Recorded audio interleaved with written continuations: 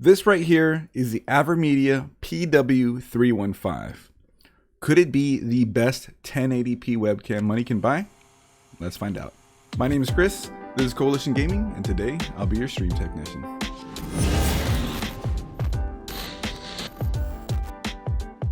Real quick, if you're new around here and are into tech, PC, hardware, gaming, stream tips, news, reviews, and tutorials, you're in the right place. Hit that subscribe button and that bell so you don't miss a single upload. Also, I stream to Twitch every Friday, 8 p.m. Pacific at twitch.tv/Coalition Gaming Crew. So feel free to stop on in, drop a follow. Let's talk some tech. Maybe you can see this webcam in action, huh? So anyways, Avermedia sent this webcam over for review. And well, the first thing I noticed with it is it sort of reminded me of their previous 1080p webcam, which was the PW313, which I wasn't crazy about, and a lot of people aren't that crazy about, but you know, it is what it is. Now, since then, they came out with the PW, I believe, 515, which was a 4K webcam for $250, and ultimately is probably the best webcam money can buy, but that's neither here nor there right now. We're going to be checking out the PW315, which is basically their 1080p version of that webcam. I was actually really hoping that they would come out with something like this, because if you took what they made in the PW515 and sort of shrunk it down and made it a little more reachable price point, more reachable resolution, that's something more standard like that, then yeah, I think that they can put out something great. So let's switch over to it and check out how it looks. And here we are.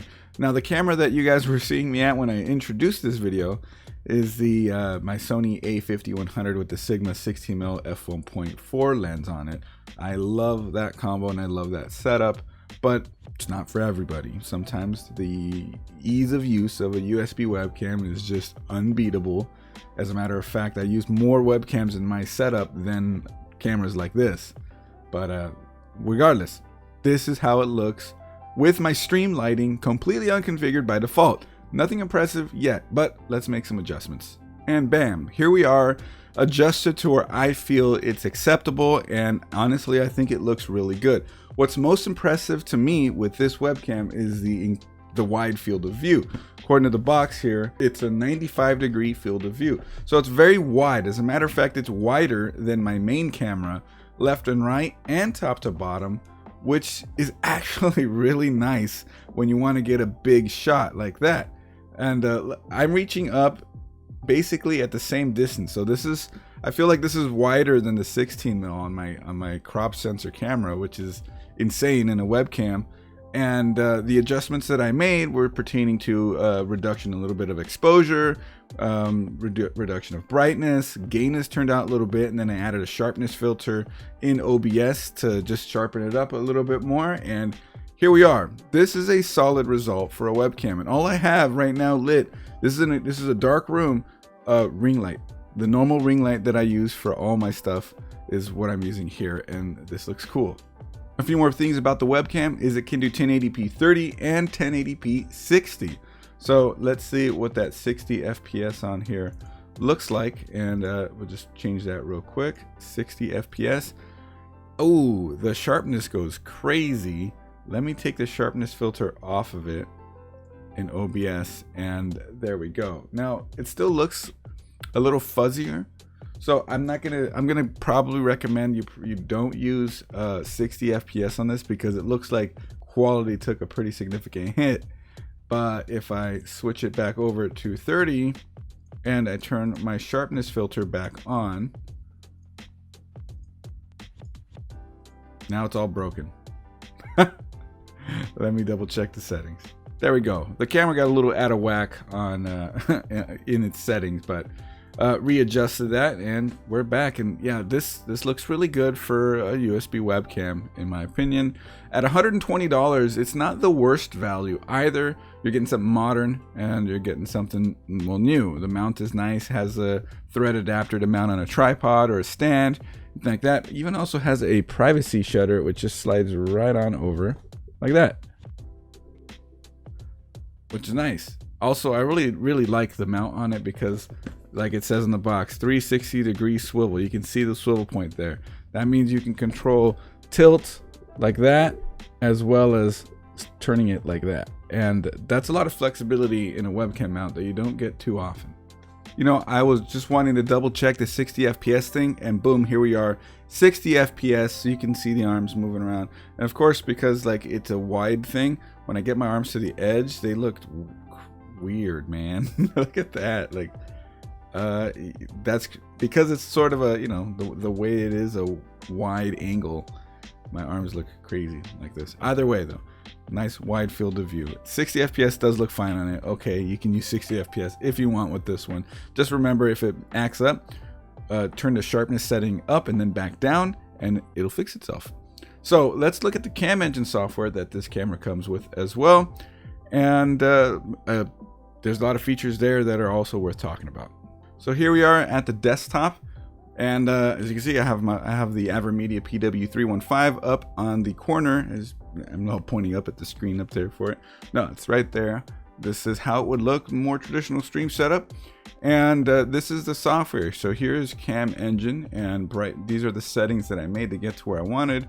Advanced, manually adjusted exposure, white balance was manually set, gain was turned down a little bit.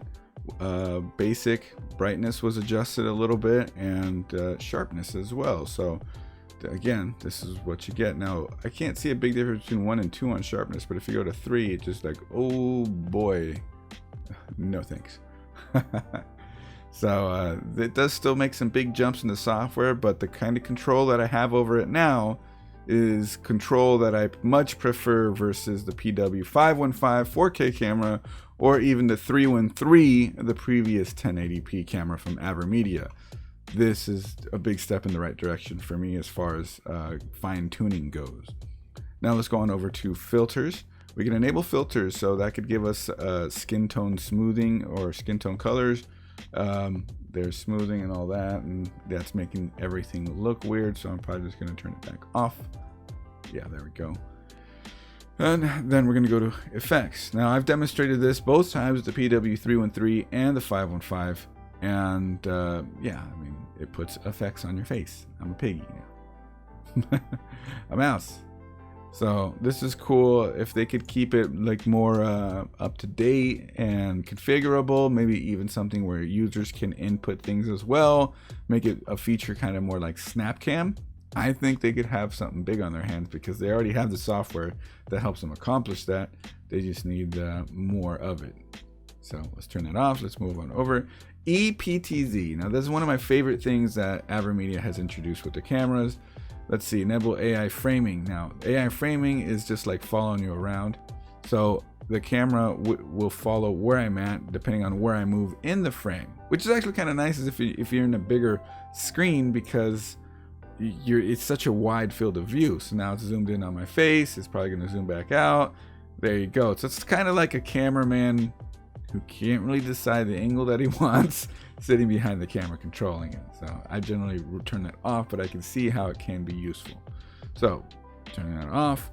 Now the EPTZ, this part right down here, this is what I actually really like. The best way to actually configure the EPTZ stuff though is to hit the preview button in the Cam Engine software. That way you can see yourself in the window here, and that's where you can sort of go and reframe. So like now I can move it there and you can see the camera moving around. Let me go back up to the other scene where you guys can actually get a better idea of what's happening. So then I have it there, then I have it there.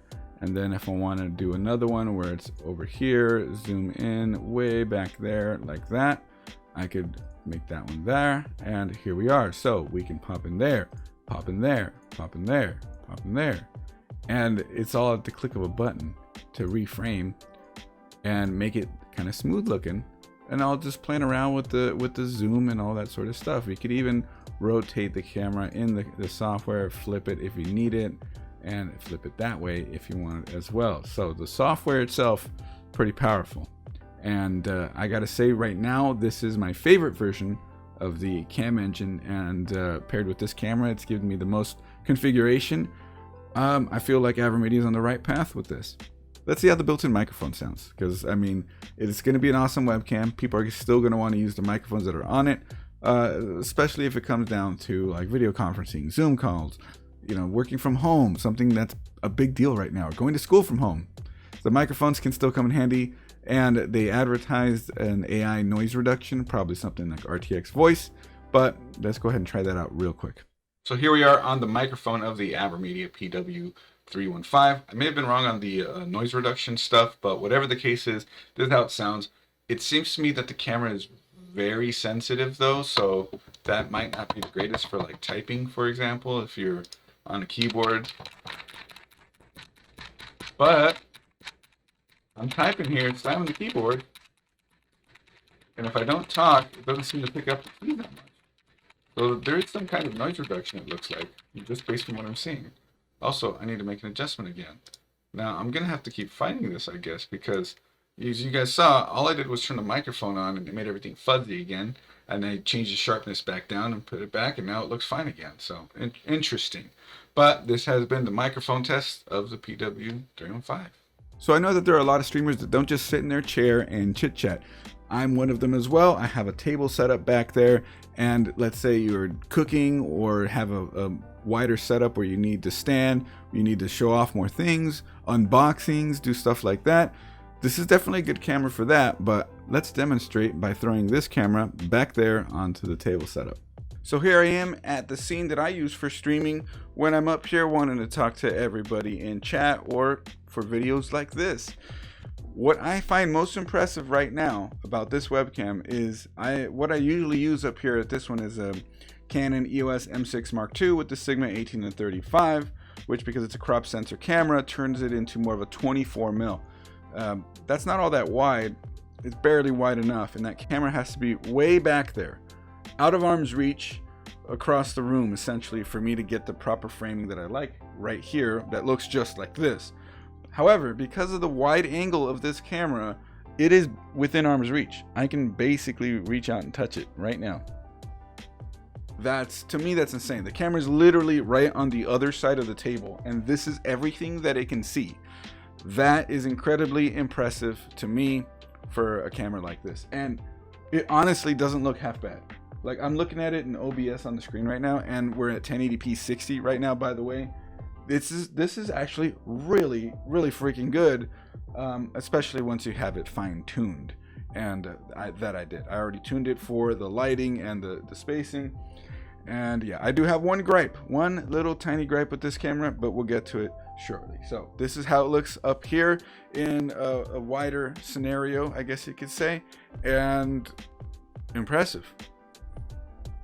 And now we're back on my Sony through an internal capture card on my computer.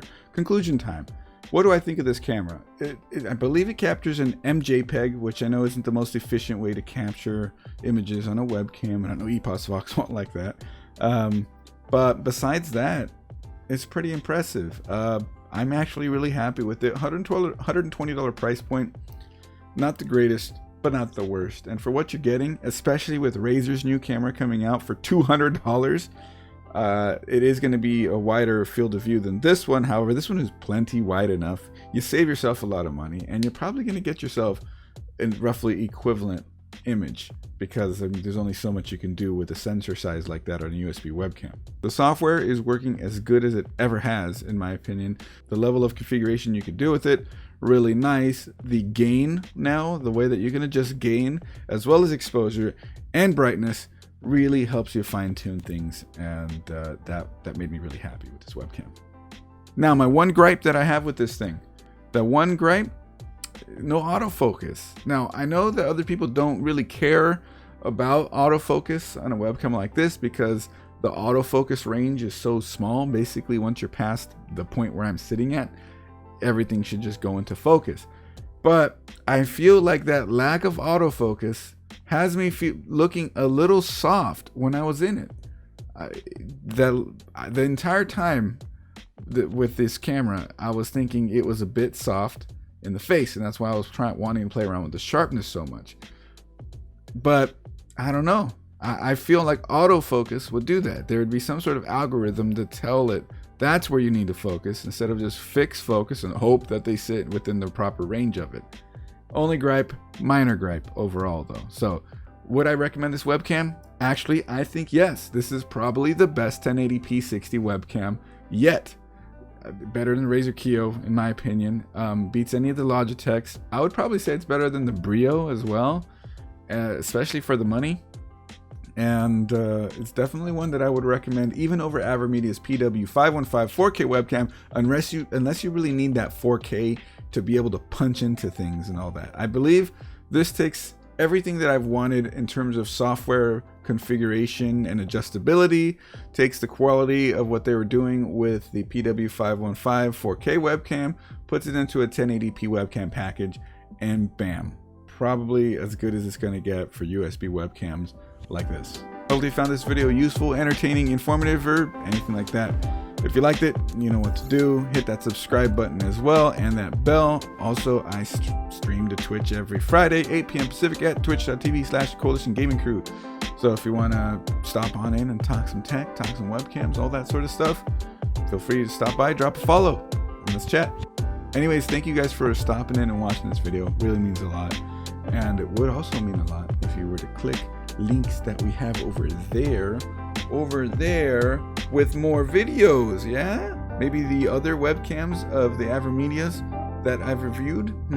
Maybe go ahead and click on one of those. I think you should. Okay, bye.